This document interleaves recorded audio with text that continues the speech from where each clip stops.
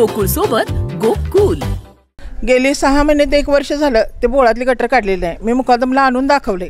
ड्रेनचं पिवळं जरात पाणी असते। परवा आम्हाला पाण्याला आळ्या मिळाल्या की बाटल्या भरून आम्ही एवढे मोठे मोठे किड्याचं तुम्हाला बिल द्यायचं का? तुम्ही बिल आम्हाला सोडतासा काय? चावीचं पाणी पिणार तर चांगलं पिणार आणि तुम्हाला बिल देणार। किड्याचं पाणी पिऊन जरी राहिलो आजारी पडलो तर जनता कमी होणार ना। घरातली 5-5 माणसं मरली तर। आता इथं कसं आहे, रात गई तो बात गई असं नको आहे। बुट्टीत भाकरी आणि रस्त्याला येऊन खा म्हटलं तर चालत नसतंय। जेवायला बोलवलं की पूर्ण जेवायला वाढायचं असतंय। दोपतूर हे ड्रेनिंगचं आणि हे सगळं पाणी स्वच्छ येत नाही, आम्ही बिल भरणार नाही। प्रत्येक घरी पेशंट आहे, डेंग्यूचे पेशंट सारेच आहे। गॅस्ट्रो वगैरे हे आता लागण चालू झाले। आता इथनं पुढे तर लईच होणार। नमस्कार दर्शको, लाईव्ह मराठीच्या पब्लिक डिमांड या विशेष मालिकेत मी आसित बनगे आपले स्वागत करतो। मी सध्या आहे प्रभाग क्रमांक 40 दौलतनगरमध्ये। सध्या कोल्हापूर महानगरपालिकेत प्रशासक कार्यरत आहेत, नगरसेवक नाही आहेत। तर आपण आता नागरिकांकडून जाणून घेणार आहोत की त्यांच्या समस्या काय आहेत, प्रशासनाच्या वतीनं त्यांच्या समस्या मार्गी लावल्या जात आहेत का। चला तर मग। नमस्कार, लाईव्ह मराठीमध्ये आपले स्वागत आहे। कोल्हापूर महानगरपालिकेत सध्या प्रशासक कार्यरत आहे, नगरसेवक नाही आहेत, काय सांगाल? गेली 6 महिने झालं इथं पाणी जे येते वरल्या चावीपासून ते खालच्या चावीपासून ड्रेनेजचं पाणी येते पूर्ण। आणि इथून खाली म्हणजे ते जुनं कनेक्शन आहे, खरं त्या जुन्या कनेक्शनला कंटिन्यू 10 चाव्या आहेत। त्या 10 चाव्यांना पाणी येत नाही। ज्यावेळेला पाणी जायचं टायमिंग येते त्यावेळेला त्या चाव्यांना पाणी येते हां, आणि लास्टला पाणी घाण येते। ह्या खालच्या चावीपर्यंत ड्रेनेजचं पाणी येते वरून।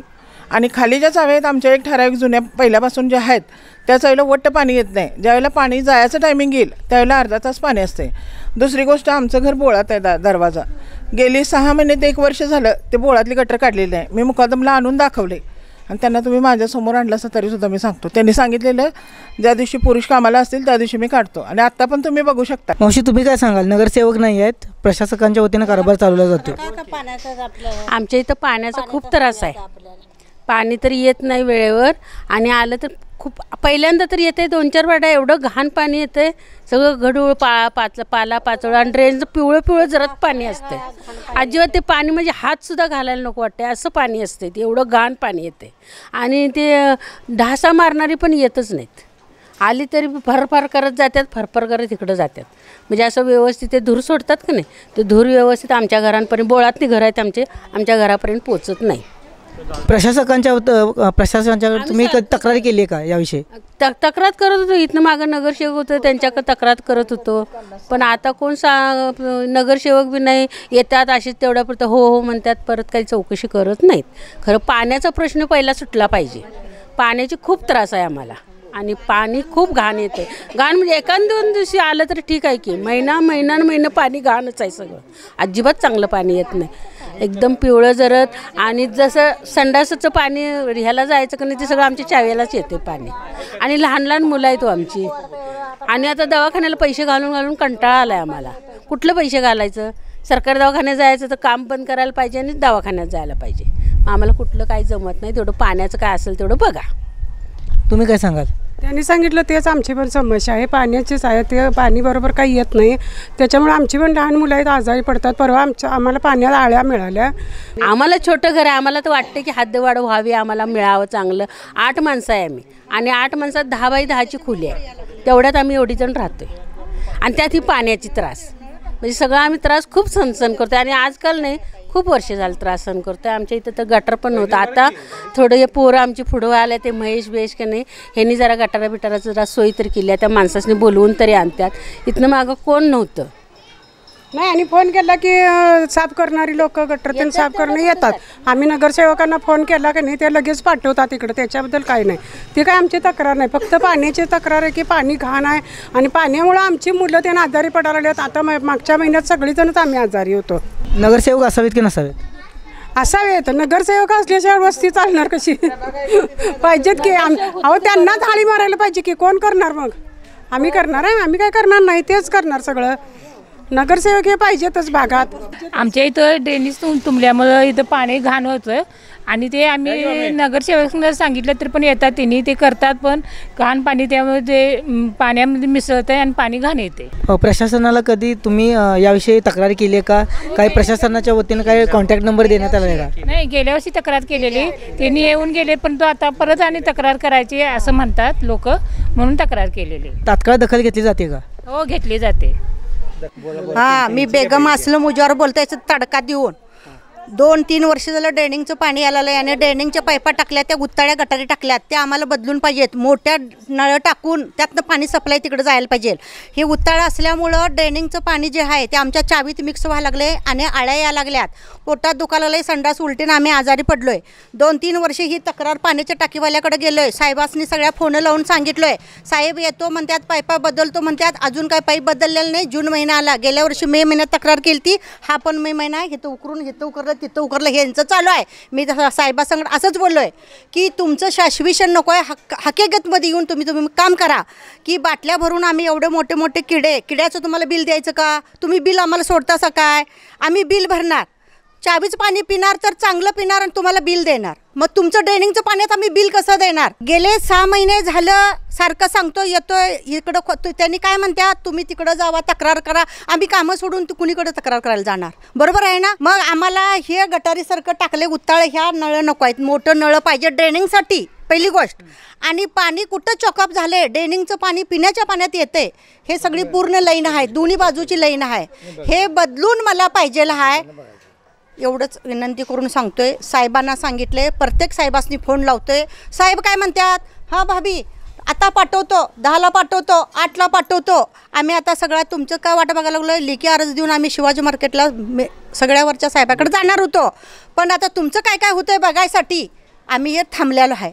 कारण आमची मुलं बाळं किड्याचं पाणी पिऊन जरी राहिलो, आजारी पडलो तर जनता कमी होणार ना. घरातली 5-5 माणसं मरली तर मग ह्या सरकारचा तरी काय फायदा आणि या पाणीवाल्याचा तरी काय फायदा? आम्ही नुसतं बिलच द्यायला लागलो आहे. मग हे संडाचं ड्रेनिंगचे ज्या पाईपा आहेत का नाही गटाऱ्या, ते बदलून पाहिजे आहे. आणि हे कुठं लिकेज व्हायला लागलं आहे, हे जर पण नळ मला बदलून पाहिजे आहे. आणि पाणी मला स्वच्छ पाहिजे, परिसर स्वच्छ आहे, नागरिक येतात, आम्ही सांगतोय, नगरसेवकला सांगतोय. हे सगळ्या मान्यवंदाऱ्या गोष्टी झाल्या. बरोबर आहे ना? आता इथं कसं आहे, रात गई तो बात गई, असं नको आहे. हकीकतमध्ये तुम्ही सगळं नियोजन करायला लागलाय तर हकीकतमध्ये चॅनलला द्या, बिनोजीला द्या, पेपरला द्या आणि साहेबापत्र बी हे सगळं पोचू दे. घरात भाकरीत बुट्टीत भाकरी आणि रस्त्याला येऊन खा म्हटलं तर चालत नसतंय. जेवायला बोलवलं की पूर्ण जेवायला वाढायचं असतंय. बरोबर आहे की नाही?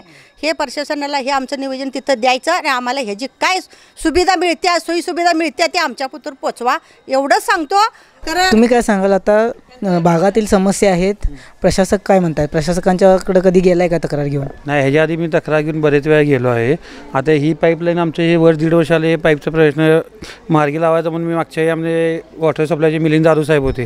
तिने 1-3-4 वेळा कामं केली हे मागे 6 महिन्यापूर्वी 7 महिन्यांनी. आता त्यांची बदलेली त्यावेळी त्यांनी काय सांगितलेलं की पाईपलाईन मंजूर झाल्या म्हणून सांगितलं. महापालिकेने मंजूर झाल्या की ती ऑलरेडी पाईपलाईन मंजूर झालीच नाही. ही परवा मी फोन केला ह्या आमच्या प्रश्नासाठी, पाण्याच्या प्रश्नासाठी. असा साहेब म्हणले अजून ते मंजुरी टाकले, अजून झालं नाही म्हणले. मग इथलं हुजरे साहेब म्हणून त्यांना बी आम्ही फोनवरून बातचीत केली. त्यांना सांगितलं की असा पाण्याचा प्रश्न आहे. त्यांनी माणसं लावून दिलेत, उडवाउडीतून असं उत्तर मिळालेलं प्रशासनाकडून. शहरातच आता इतक्या समस्या आहेत, यातच हद्दवाढीचा प्रश्न आता पुढे येतोय. काय सांगाल, हद्दवाढ व्हावी की नको? नाही, हद्दवाढ व्हायलाच पाहिजे, साहजिकच आहे. हद्दवाढ झाल्याशिवाय कोण महापालिकेला फंड बी गोळा होणार नाही बऱ्यापैकी. आता बरेच उपनगरी आहेत त्यातून बरेच लोकांना कधी मोठे मोठे बंगलो आहेत, त्यांना फळा बी एवढा बसत नाही. जेवढा सिटी लेवलला आमचा कोल्हापूर झोपडपट्टीला फळा एका घराला 1000 रुपये जातात, त्यांचा बी तेवढाच घर येतोय ना, 5000 स्क्वेअर फूटमध्ये. आमच्यातली घरं किती 400 स्क्वेअर फूटमधली घरं आहेत, त्यांच्या 5-5 रुपये हा घर फळा बी तेवढा 1000 रुपये होतोय आणि आम्हाला तेवढ्या याला 1000 रुपये घेतात. नगरसेवक हवेत की नको? नगरसेवक पाहिजेच ना, कुठल्याही भागात नगरसेवक असल्याशिवाय कामकाजच होत नाही. महापालिकेच्या कामकाजा बाबतीत जर तुम्हाला 10 गुण द्यावेचे लागतील तर किती गुण द्याल तुम्ही? नाही होऊ शकत. 5% म्हणलं तर चालेल, 5 गुण म्हणले तर चालेल. निम्म कारण काय सगळीच अधिकारी असे वाईट असे नसतात. थोडे काम करणारे बी अधिकारी असतात, प्रामाणिक काम करणारे बी अधिकारी असतात. कारण एक असं एकमेकाच्या आता ज्या अधिकाऱ्यांचे वचक पाहिजे, नगरसेवक असा असला तरी वचक लागते ना अधिकाऱ्यांना, त्यामुळे ते वचक नसल्यामुळे अधिकारी एकमेकाच्या नावं घालून रिकाम होत असतात. पाणी ड्रेनेज मिक्स पाणी आलं आहे सगळं आणि त्यामुळं लहान मुलांना वगैरे किंवा मोठ्यानं पण आजाराला सामोरे जायला लागलेलं आहे. त्यामुळं त्वरित लवकरात लवकर त्यांनी पाण्याची दखल घ्यावी आणि ड्रेनेज पाणी मुक्त करून द्यावं. तो पतूर हे ड्रेनिंगचं आणि हे सगळं पाणी स्वच्छ येत नाही, तो पतूर बिल आमच्याकडं मागून किड्याचं पाणी पिऊन आम्ही का बिल देणार नाही.